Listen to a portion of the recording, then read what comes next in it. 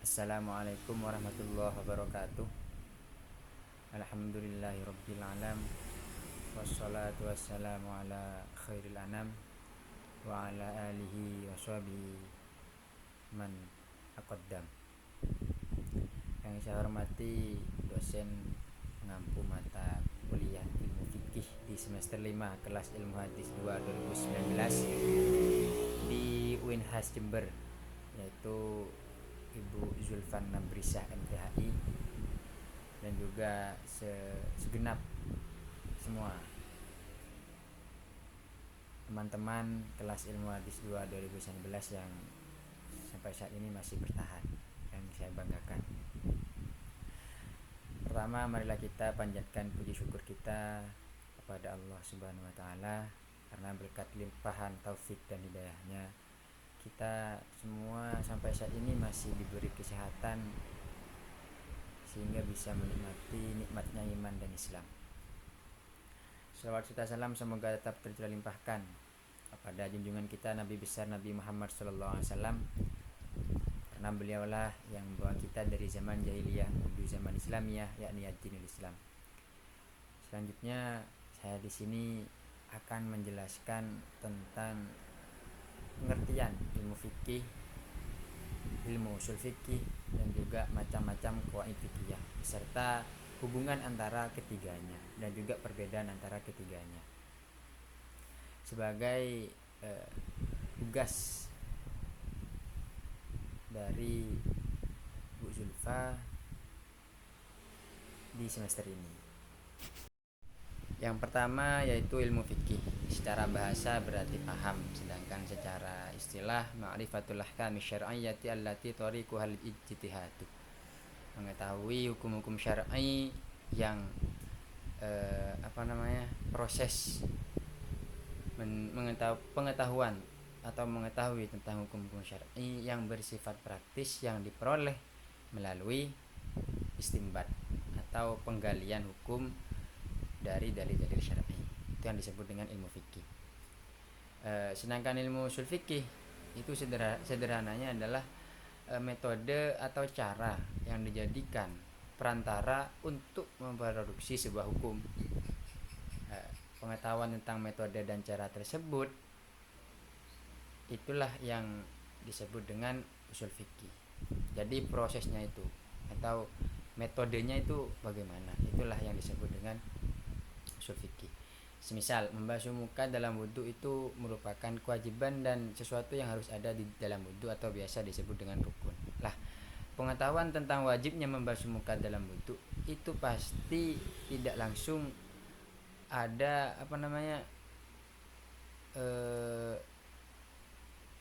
hukumnya. Artinya ada penggalian hukum dari mujtahid, penggalian hukum oleh mujtahid sehingga memunculkan sebuah hukum, yaitu kewajiban membasuh muka dalam beribadah wudhu atau kegiatan wudhu gitu. Jadi prosesnya di sanalah yang disebut dengan usul fikih. Sedangkan qawaid fikih di sini adalah terdiri dari dua kalimat. Yang pertama qawaid, bentuk jamak dari mufrad qaidah, dan juga fiqhiyah. Qaidah itu secara bahasa berarti dasar, aturan, pondasi, patokan, dan semacamnya. Sedangkan fiqhiyah itu asalnya adalah fikih yang ditambahi ya nisbat yang berarti sehingga mempunyai arti sebuah jenis gitu loh, sebuah jenis atau pengkategorian, penjenisan atau pembangsaan, itulah.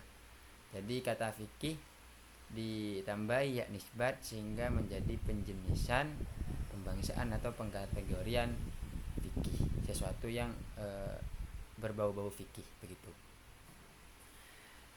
Secara istilah, kaidah adalah rumusan yang bersifat kulli, universal, menyeluruh, yang mencakup semua bagiannya. Jadi ada sesuatu yang dibungkus oleh sesuatu yang lain. Itulah. Bungkusnya itulah yang disebut kaidah. Qadiyatun apa ini dah ntar. Qadiyatun kulliyatun muntabiqatun ala jami'i juz'iyatihi. Sebuah rumusan yang bersifat kulli, yang bersifat menyeluruh, yang mencakup semua bagiannya. Begitu.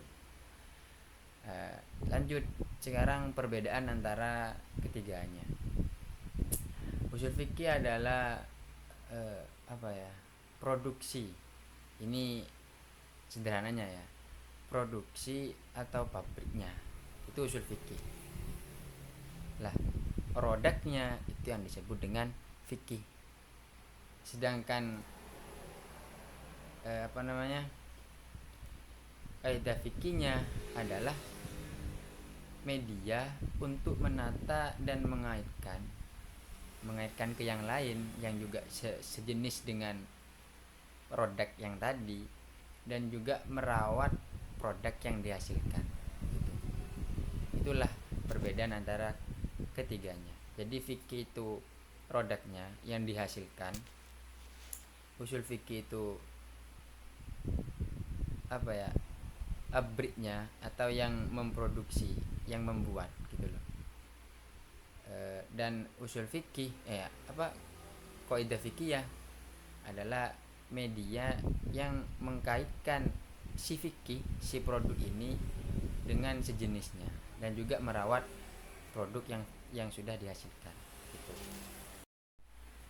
Selanjutnya yaitu hubungan antara ilmu fikih, ilmu usul fikih, dan juga kaidah fikih. Sebentar. Oke.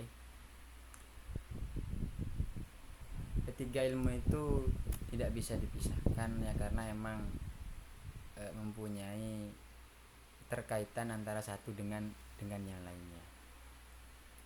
Ilmu fikih itu mempunyai hubungan erat dengan kaidah fikih, karena kaidah fikih merupakan kunci berfikir dalam ilmu fikih.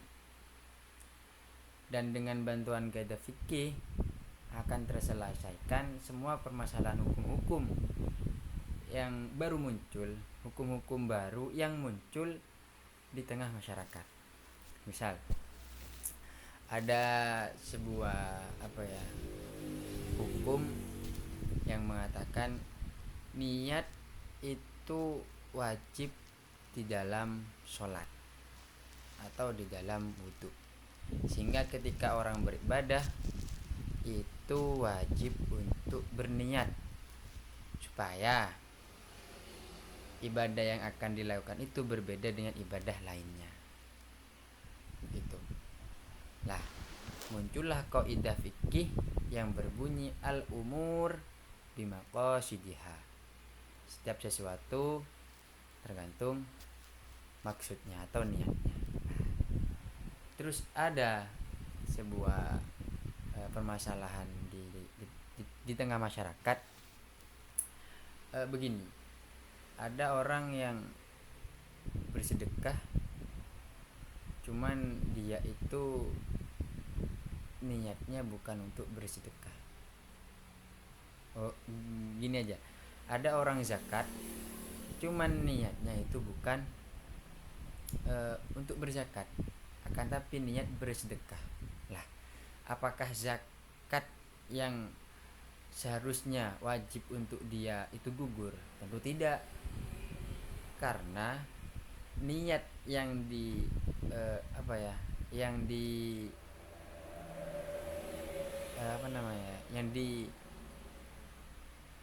niat yang diucapkan atau yang dibicarakan dalam hati, apa sih bahasanya sih? Ya, intinya niatnya itu bukan untuk berzakat, akan tapi bersedekah, sehingga yang hasil itu adalah bersedekah. Nah, mengapa begitu? Karena ada kaidah fikih yang berbunyi al-umur bimaqasidiha. Nah, begitu. Jadi antara ilmu fikih dengan kaidah fikih itu memiliki hubungan erat. Gitu. Terus dan dengan usul fikih kita nanti akan mengetahui dari mana asal hukum yang diputuskan gitu. Dari mana sih asal hukum wajib niat dalam beribadah itu. Begitu nanti akan saya jelaskan di bagian macam-macam macam-macam kaidah fikih yang tentunya dalam setiap kaidah fikih itu nanti ada dalil syar'i itu yang digunakan oleh ulama sehingga muncullah hukum fikih dan muncullah kaidah fikih. Jadi urutannya itu usul fikih dulu, baru nanti muncul fikihnya, baru nanti ada kaidah fikihnya gitu. Macam-macam qawaidul fikih atau kaidah-kaidah fikih itu dibagi menjadi 3. Ada yang kaidah induk, ada kaidah cabang yang disepakati oleh mayoritas ulama, dan ada kaidah cabang yang diperselisihkan oleh para ulama. Nah, yang pertama kaidah fikih induk itu ada 5. Yang pertama bunyinya itu al-umuru bimaqasidiha. Seperti yang saya jelaskan tadi, setiap perkara atau segala perkara itu tergantung dengan niatnya gitu. Sebentar. Nah, ini yang saya maksud kaidah fikih itu tidak moro-moro ada gitu lah. Tidak langsung ada kaidah fikih seperti ini tanpa adanya penggalian hukum yang itu disebut dengan usul fikih. Nah, gitu. Kaidah ini, kaidah al-umur bimaqasidiyah itu diambil dan disarikan dari sejumlah nas-nas Al-Qur'an dan hadis gitu loh. Jadi tendensi atau dalil adanya kaidah al-umur bimaqasidiyah itu adalah nas-nas Al-Qur'an dan juga hadis. Salah satunya yaitu firman Allah yang berbunyi wa ma kana li nafsin amuta illa biidznillahi kitaban muajjala wa may yurid thawabad dunya nu'tihi minha wa may yurid thawabal akhirati nu'tihi minha wa sanajzi syakirin. Shadaqallahul azim. Oh ya, saya lupa baca bismillah tadi. Jadi saya ulang ya. Bismillahirrahmanirrahim. Wa ma kana nafsin tamuta illa biidznillahi kitaban muajjala wa may yurid thawabad dunya nu'tihi minha wa may yurid thawabal akhirati nu'tihi minha wa sanajzi syakirin. Shadaqallahul azim. Yang artinya sesungguhnya yang bernyawa tidak akan mati melainkan dengan izin Allah sebagai ketetapan yang telah ditentukan waktunya. Barang siapa yang menghendaki pahala dunia, dari sinilah muncul al-umur bimaqasidiyah. Barang siapa yang menghendaki pahala dunia, niscaya kami berikan kepadanya pahala dunia. Dan barang siapa yang menghendaki pahala akhirat, kami berikan pula kepadanya pahala akhirat itu, dan kami akan memberi balasan kepada orang-orang yang bersyukur. Di lafaz wa may yurid thawabad dunya nu'tihi minha wa may yurid thawabal akhirati nu'tihi minha. Dari lafaz itulah muncul segala sesuatu itu harus ada niatnya gitulah. Dan juga hadis Nabi yang berbunyi innamal a'malu binniyati wa innamal likulli imri'in ma nawa faman kanat hijratuhu ila Allahi wa rasulihi fahijratuhu ila Allahi wa rasulihi man kanat hijratuhu lidunya yusibuha aw imra'atin yankihuha fahijratuhu ila ma hajara ilaihi. Itu sepertinya sudah tidak asing lah bagi mahasiswa-mahasiswi ilmu hadis ya, karena itu diambil dari kitab Arba'un Nawawi, hadis yang pertama, yang artinya sesungguhnya segala perbuatan itu tergantung dengan yang telah diniatkan. Bagi setiap orang hanya akan mendapatkan apa yang diniatkannya. Karena itu barang siapa yang hijrahnya kepada Allah dan Rasulnya, maka hijrahnya kepada Allah dan Rasulnya. Maka barang siapa yang hijrahnya karena dunia yang akan didapatkannya atau karena perempuan yang akan dinikahinya, maka maka hijrahnya itu sesuai dengan apa yang diniatkannya. Hadis riwayat Bukhari dari Umar bin Khattab. Gitu. Jadi dari nas Al-Quran yang saya bacakan tadi dan juga hadis Nabi yang saya bacakan tadi, muncullah kaidah al-umur bimaqasidiha. Nah, kandungan dari kaidah yang pertama ini apa? Ada beberapa hal yang dapat dipahami dari kaidah al-umur bimaqasidiha. Pertama yaitu tujuan niat. Pada dasarnya tujuan dan fungsi niat itu adalah untuk membedakan antara perbuatan ibadah dengan perbuatan adat atau kebiasaan, dan untuk penentuan atau bahasa Arabnya itu at-ta'yin, untuk penentuan spesifikasi atau kekhususan antara mandi dan berwudu untuk sholat dan mandi dan mencuci anggota badan untuk kebersihan biasa. Jadi semisal ada orang dia itu mimpi basah lah, atau suami istri sudah melakukan hubungan suami istri, setelah itu kan dia wajib mandi. Nah, dia mandi tanpa niat. Nah, maka bagaimana status junubnya dia?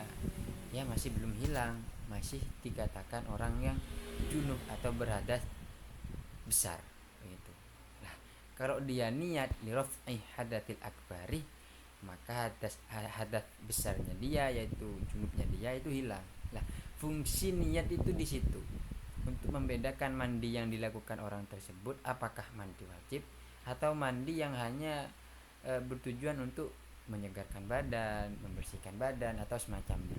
Itulah fungsi dan tujuan orang itu berniat begitu. Terus yang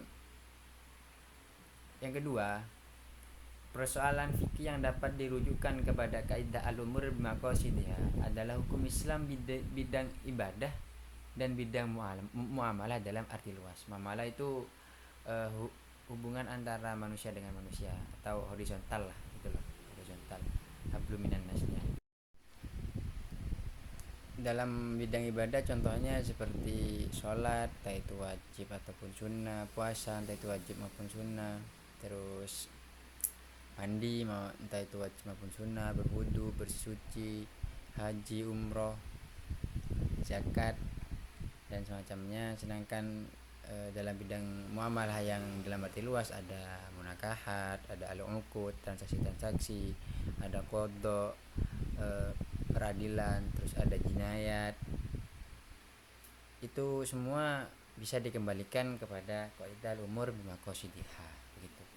Sedangkan kandungan yang nomor 3 itu segala amal perbuatan manusia yang dinilai adalah niat yang melakukannya, dan amal perbuatan itu mestilah yang masuk dalam kategori perbuatan yang diperbolehkan. Tentunya kalau perbuatan tersebut tidak diperbolehkan, ya niatnya tidak hasil gitu, maksudnya niatnya itu tidak berfungsi begitu. Seperti berjudi dengan niat nanti hasilnya mau diberikan ke fakir miskin gitu, itu tidak bisa dibenarkan begitu. Kaidah yang pertama, kaidah fikih induk yang pertama yang berbunyi al-umur bimaqasidiha ini memiliki banyak cabang. Yang pertama itulah thawabu illa bin niyati, tidak ada pahala kecuali dengan niat. Yang kedua, ma yushtaratu fi ta'yinu fal khata'u fihi mubtilun. Dalam perbuatan yang disyaratkan menyatakan niat atau ta'yin, maka kesalahan pernyataan dapat membatalkan perbuatan tersebut. Yang ketiga, ma yushtaratu ta'arrudu lahu jumlatan wa la yushtaratu ta'yinuhu tafsilan idza ayyanahu wal khata' darra. Perbuatan disyaratkan ta'arud, perbuatan yang disyaratkan ta'arud niat secara global dan tidak disyaratkan ta'yin niat secara rinci. Bila ta'yin niatnya itu salah, maka itu berbahaya. Yang keempat, ma la yushtaratu ta'arud lahu jumlatan wala tafsilan idza ayyanahu wa akhta'a lam yadurrah. Suatu perbuatan yang baik secara keseluruhan atau secara terperinci tidak disyaratkan mengemukakan niat. Bila dinyatakannya dan ternyata keliru, maka tidak berbahaya. Ya, kaidah yang nomor 5, maka sidul lafdi ala niyatil lafidhi illa fi maudhi'in wahidin wa huwal yaminu indal qadi fa inna ala niyatil qadi. Tujuan ucapan tergantung pada niat orang yang mengucapkan, kecuali dalam satu tempat, yaitu sumpah di hadapan qadi. Dalam kondisi ini maksud lafaz adalah menurut niat qadi. Terus yang nomor 6, al-ibratu fil uqudil maqasid wal ma'ani la lil alfazi wal mabani. Yang dipertimbangkan dalam transaksi adalah maksud dan makna, bukan lafaz dan bentuk ucapan. Itu. Terus yang terakhir, cabang dari kaidah yang pertama ini adalah an-niyatu fil yamin tukhassisul lafdhah al-ammah wa la tu'ammimul lafdhah al-khassah. Niat dalam sumpah mengkhususkan lafaz am, tidak mengumumkan lafaz yang khusus. Itulah tadi cabang-cabang dari kaidah fikih induk yang pertama yang berbunyi al-umuru bimaqasidiha. Kaidah yang nomor 2 yakni berbunyi al-yaqinu la yuzalu bisyak, artinya keyakinan tidak dapat dihilangkan dengan keraguan. Perlu dikemukakan bahwa yang dimaksud dengan al-yakin dalam kaidah ini adalah sesuatu yang pasti berdasarkan pemikiran mendalam atau berdasarkan dalil. Sedangkan yang dimaksud dengan asyak atau ragu yaitu sesuatu yang keadaannya belum pasti, mutaraddidun, miter-miter, remang-remang antara kemungkinan adanya dan tidak adanya. Sulit dipastikan mana yang lebih kuat dari salah satu kedua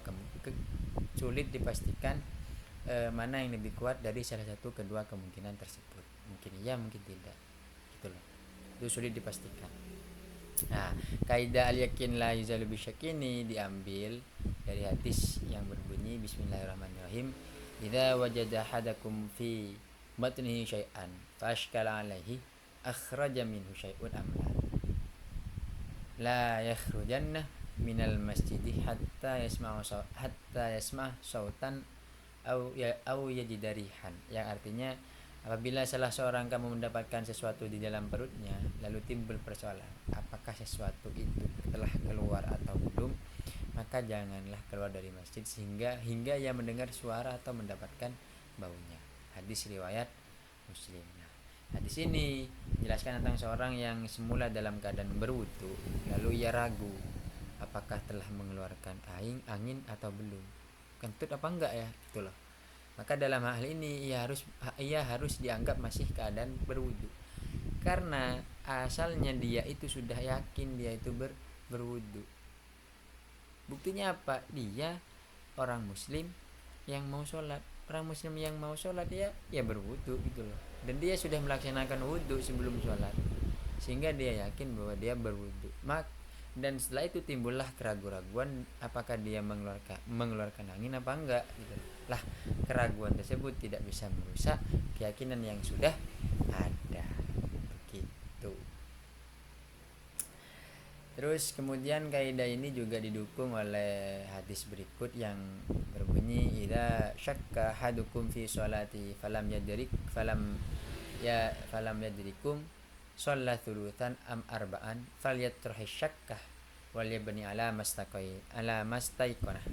Artinya apabila salah seorang di antara kamu ragu dalam sholatnya sehingga tidak mengetahui sudah berapa rakaat sholat yang telah dilakukan, 3 atau 4, artinya musolli itu ragu sudah dapat 3 rakaat apa 4 ya gitu, maka hendaklah keraguan itu dihilangkan dan dimantapkan apa yang sudah dia yakin. Begitu. Dari kaidah yang nomor 2 ini yang al-yaqinu la yuzadu bisyak ini ada cabang sebanyak 10. Yang pertama al-aslu baqa'u makana ala makana. Hukum asal adalah tetap apa yang telah ada atas yang telah ada. Yang kedua al-aslu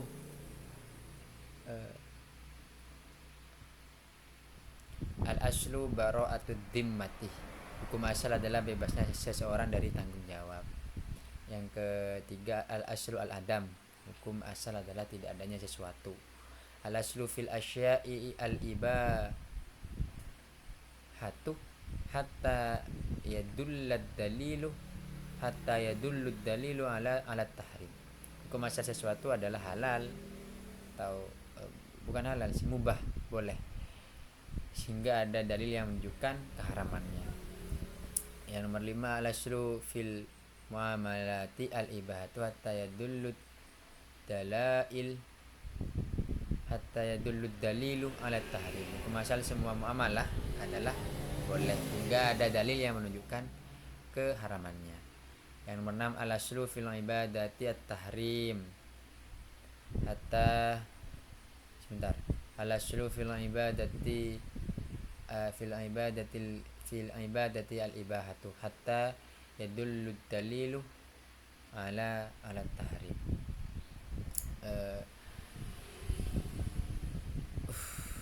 Hukum asal semua ibadah adalah halal hingga dalil yang menunjukkan keharamannya. Al-aslu fi kulli hadithin takdiruhu bi aqrabi zamanihi. Hukum asal setiap peristiwa penetapan hukumnya, hukum asal setiap peristiwa penetapan hukumnya menurut masa gimana sih? Hukum asal setiap peristiwa itu penetapan hukumnya menurut masa yang terdekat dengan kejadiannya. Yang ke-8, man syakkah af'alu syai'an amla fal aslu annahu lam yaf'alhu. Barang siapa yang ragu-ragu apakah ia mengerjakan sesuatu atau tidak, maka menurut asalnya ia dianggap tidak melakukannya. Yang nomor 9, man tayaqqanal fi'lah wa syakka fil qalili awil katsiri humila 'alal qalil. Barang siapa telah yakin melakukan perbuatan dan ragu tentang banyak atau sedikitnya, maka perbuatan tersebut dibawa kepada yang sedikit. Al-aslu, dan yang terakhir adalah al-aslu fil kalami al-haqiqatu. Hukum asal dalam pembicaraan adalah yang hakiki. Itulah cabang dari kaidah fikih yang berbunyi al-yaqin la yuzalu bisyakki. Untuk kaidah yang nomor 3 itu berbunyi al-masyaqqatu tajlibut taysir. Kesulitan mendatangkan kemudahan. Kaidah ini diambil dari ayat Al-Qur'an yang berbunyi a'udzubillahi minasyaitonir rajim. Bismillahirrahmanirrahim. Syahrul Ramadan alladzi unzila fihil Qur'an hudan lin-nasi wa bayyinatin minal huda wal furqan. Faman syahida minkum asy-syahra falyasum wa man kana maridan aw ala safarin fa'iddatun min ayyamin ukhra. Yuridullahu bikumul yusra wa la yuridu bikumul usra wa litukmilul iddata wa litukabbirullaha ala ma hadakum wa la'allakum tashkurun. Yang artinya barang siapa, yang artinya beberapa hari yang ditentukan ialah bulan Ramadan, bulan yang di dalamnya diturunkan Al-Quran sebagai petunjuk bagi manusia dan penjelasan mengenai petunjuk itu dan pembeda antara yang hak dengan yang batil. Karena itu barang siapa di antara kamu yang pada waktu itu hadir di negeri tempat tinggalnya, maka hendaklah ia berpuasa pada bulan itu. Dan barang siapa sakit atau dalam perjalanan lalu ia berbuka, maka wajib baginya berpuasa sebanyak hari yang ditinggalkannya itu. Puasanya kapan? Pada hari-hari yang lain. Allah menghendaki kemudahan bagimu, dan hendaklah kamu mencukupkan bilangan-bilangannya, dan hendaklah kamu mengagungkan Allah atas petunjuknya yang diberikan kepadamu supaya kamu bersyukur. Al-Quran surah Al-Baqarah ayat 185. Dan juga diambil dari hadis Nabi yang berbunyi bu'itsu bil hanifiyatis samhah. Aku Rasulullah SAW dibangkitkan dengan membawa agama yang benar dan mudah. Alasan-alasan kemudahan, alasan-alasan as-samhah, alasan-alasan kemudahan bagi bepergian, bagi orang yang bepergian atau fisafar, orang yang sedang dalam bepergian dibolehkan tidak berpuasa, dibolehkan mengqashar salat, menjamak salat, dibolehkan meninggalkan salat dan dibolehkan bertayamum.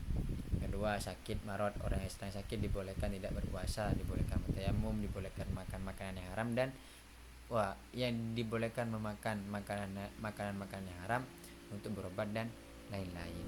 Nah, al masyaqqatu tajlibut taisir itu kan karena ada masyaqqat sehingga mendatangkan kemudahan. Nah, misal dah orang sakit itu tadi, itu kan masyaqqat, sakitnya itu masyaqqat. Nah, karena adanya masyaqqat yang berupa sakit sehingga dia diperbolehkan sehingga mendatangkan suatu kemudahan, yaitu diperbolehkannya memakan makanan haram untuk dia berobat, begitu. Itu penjelasannya. Yang ketiga, terpaksa atau alikroh. Orang yang dalam keadaan terpaksa boleh merusak hak milik orang lain, boleh memakan bangkai atau meminum minuman keras, dan boleh mengucapkan perkataan yang mengandung atau membawa kekufuran dengan catatan di dalam hatinya masih tetap beriman, gitu. Yang keempat, lupa atau anisyan. Karena lupa ya seorang yang makan ketika sedang berpuasa, puasanya masih tetap dianggap sah. Karena lupa mengucapkan basmalah ketika menyembelih hewan, seseorang yang memakan daging hewan tersebut tidak diharamkan.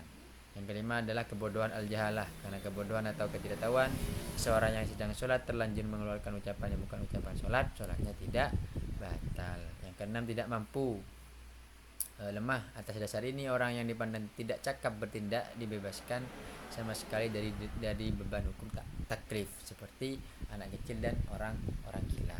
Yang ketujuh, kesulitan umum. Umpamanya kesulitan bagi orang yang berjalan di jalan umum untuk menghindari percikan air bercampur najis pada musim penghujan akibat banyak kendaraan yang lewat, atau karena banyak orang yang berlalu lalang. Lah, ketika ada orang yang seperti itu terus terkena percikan airnya, maka tidak apa-apa gitu loh, tidak najis. Macam-macam keringanan tuh. Ini kan bahas masalah al masyaqqat tajlibut taisir. Masyaqqat itu mendatangkan kemudahan atau rukhsah lah, begitu, atau bahasa Indonesianya itu keringanan gitu. Macam-macam keringanan itu satu, ada yang bentuknya pengguguran atau takhfif isqat. Bawahnya karena ada udzur syar'i maka seseorang tidak diwajibkan sholat Jumat, tidak diwajibkan menunaikan ibadah haji dan lain sebagainya. Yang kedua, keringanan yang bentuknya pengurangan, takhfif tangkis. Umpamanya karena dalam keadaan musafir maka seorang boleh mengqashar sholat 4 rakaat menjadi 2 rakaat. Tangkis, pengurangan, dari 4 dikurangi jadi 2. Yang ketiga, keringanan yang berbentuk penggantian, yaitu ya orang yang sakit itu tadi. Orang yang sakit atau tidak memperoleh air untuk berwudu atau mandi janabah, maka wudu atau mandi janabah tersebut boleh diganti dengan tayamum. Yang keempat, keringanan yang berbentuk mendahulukan sesuatu yang belum waktunya, takhfif takdim. Umpamanya menjamak sholat asar dengan sholat duhur, atau sholat isya dengan sholat maghrib gitu. Jadi bukan waktunya tapi sudah boleh dilakukan. Yang kelima, keringanan yang berbentuk mengakhiri sesuatu yang telah datang waktunya, yaitu jamak. Akan tapi jamak takhir. Kalau yang atas tuh yang berbentuk mendahulukan sesuatu yang belum datang waktunya, itu jamak takdim gitu. Yang keenam, keringanan berupa pemberian kemurahan, takhfif tarkhis. Karena untuk berobat atau dalam keadaan terpaksa maka seorang diperbolehkan memakan makanan yang haram atau najis. Yang ketujuh, yang terakhir, keringanan berupa perubahan, takhfif taghyir, bukan taghyir. Umpamanya karena merasa takut akan suatu ancaman maka seorang boleh melakukan sholat tanpa menghadap kiblat. Seperti halnya kaidah yang kedua dan yang nomor yang pertama, kaidah yang ketiga ini juga memiliki cabang. Cabangnya itu ada 2. 1, ar-rukhasu la tunatu bil ma'asi. Rukhsah atau keringanan yang diperoleh karena adanya masyaqqat itu tidak dapat dikaitkan dengan kemaksiatan gitu loh. Cari contohnya sendirilah. Yang kedua, ar-rukhasu la tunatu bisyakki. Rukhsah itu tidak dapat dikaitkan dengan keraguan. Itu adalah cabang dari kaidah yang berbunyi al-masyaqqatu tajlibut taisir. Selanjutnya kaidah yang nomor 4 yang berbunyi ad-dararu yuzalu. Kemudaratan itu hendaklah dihilangkan. Kemudaratan itu kebahayaan. Sesuatu yang berbahaya itu hendaknya itu dihilangkan. Kaidah ini diambil dari firman Allah yang berbunyi a'udzubillahi minasyaitonirrajim bismillahirrahmanirrahim innama harrama alaikumul maitata waddama lahmal khinziri wa ma uhilla bihi lighairillah faman ittara ghaira baghi wala adin fala itsma alaih innallaha ghafurur rahim. Yang artinya sesungguhnya Allah hanya mengharamkan bagimu bangkai, darah, daging babi dan binatang yang ketika disembelih disebut nama selain Allah. Tapi barang siapa yang dalam keadaan terpaksa sedang ia tidak menginginkan dan tidak pula melampaui batas, maka tidak ada dosa baginya. Sesungguhnya Allah Maha Pengampun lagi Maha Penyayang. Al-Quran surat Al-Baqarah ayat 173. Dan juga diambil dari hadis Rasulullah yang berbunyi la dararah wala dirarah. Tidak boleh membuat kemudaratan dan tidak boleh membalas kemudaratan. Kaidah ini sangat berperan penting dalam pembinaan hukum Islam, terutama untuk menghindari berbagai kemudaratan dalam kehidupan bermasyarakat. Gitu. Oleh karena itu, hukum Islam membolehkan pengembalian barang yang telah dibeli karena cacat, mengajarkan khiyar dalam jual beli, mengajarkan perwalian untuk membantu orang yang tidak cakap, terus mengajarkan hak syuf'ah bagi tetangga. Hukum Islam juga mengajarkan adanya qisas, hudud, kafarat, ganti rugi atau diyat, membolehkan penguasa untuk memerangi bughat atau pemberontak dan lain sebagainya. Dan kaidah ini memiliki cabang juga yang jumlahnya ada berapa ini? Bentar. Jumlah cabangnya itu ada 1 2 3 4 5 sampai 10.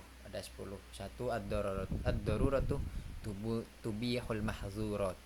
Tubihul mahzurati. Kemudaratan itu membolehkan larangan-larangan atau sesuatu yang diharamkan.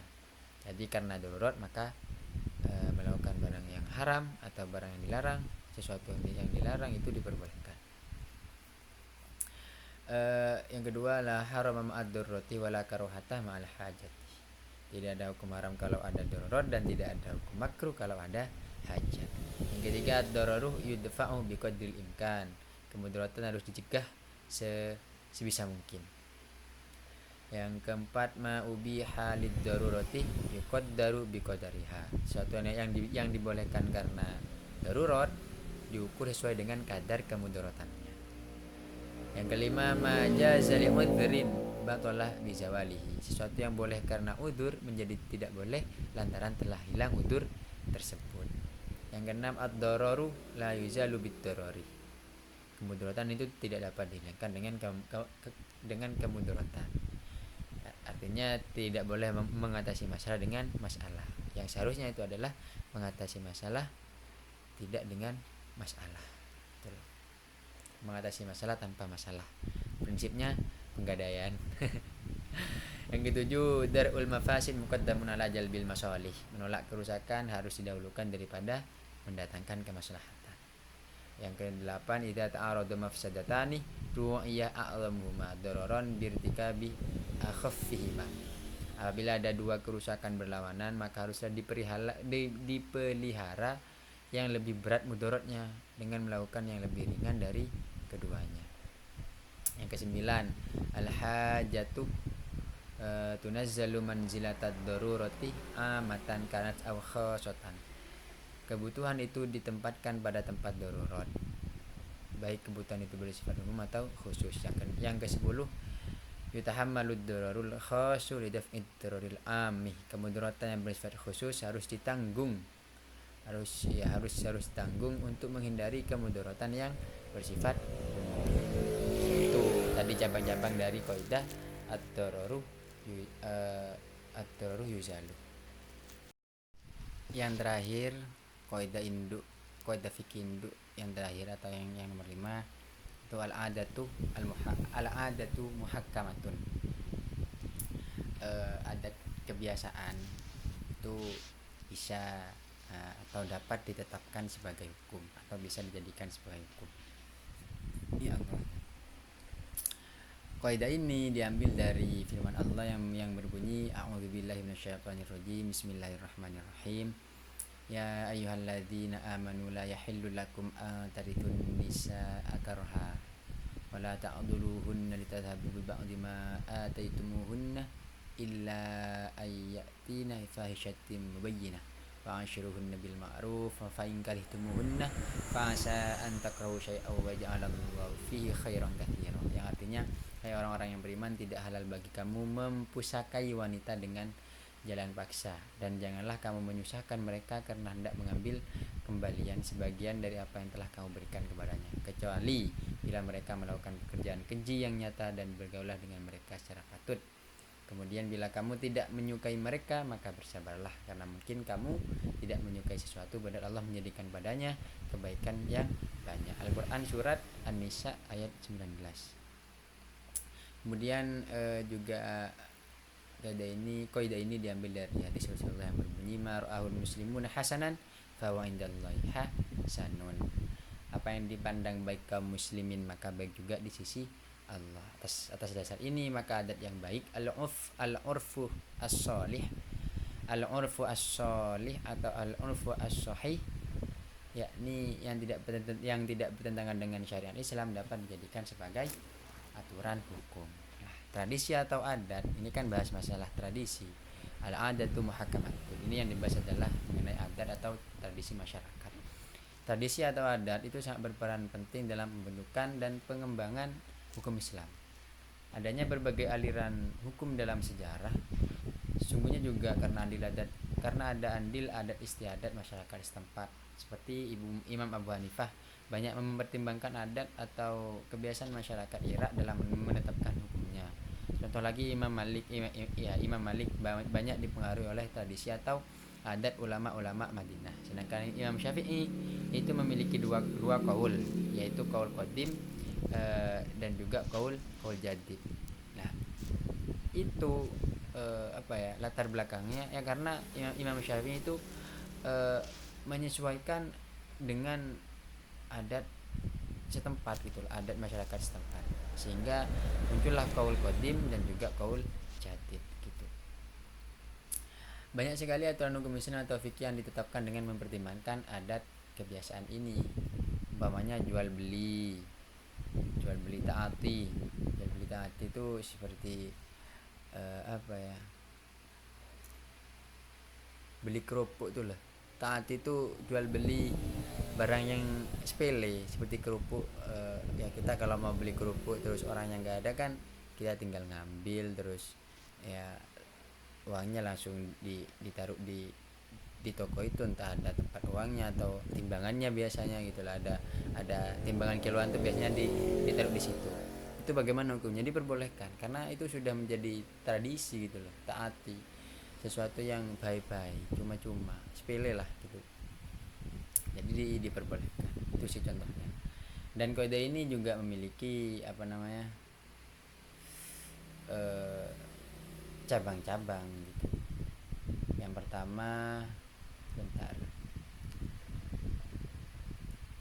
pertama itu kullu ma warada bihi syar'u mutlaqan wala dhabitalahu fihi walal lughata yurja'u fihi ilal urfi. Setiap aturan yang didatangkan oleh syarak secara mutlak dan tidak ada pembatasannya dalam syarak dan juga tidak ada pembatasannya dalam aturan bahasa, ketentuannya dikembalikan kepada kebiasaan atau urf bahasa Arabnya.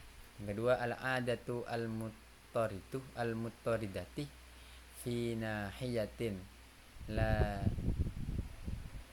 tunziluh manzilatas syarti. Adat kebiasaan yang diterapkan dalam satu segi tidak dapat menempati tempat syarat. Yang ketiga, taghayyurul fatwa wa ikhtilafuha bihasabi taghayyuril azminati wal amkinati wal ahwali wal awaidi wan niyati.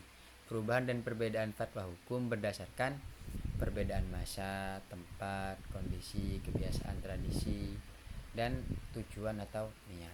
Yang keempat al-ahkamu al-mabniyatu 'alal urfi tataghayyar bitaghayyurihi zamanan wa makanan.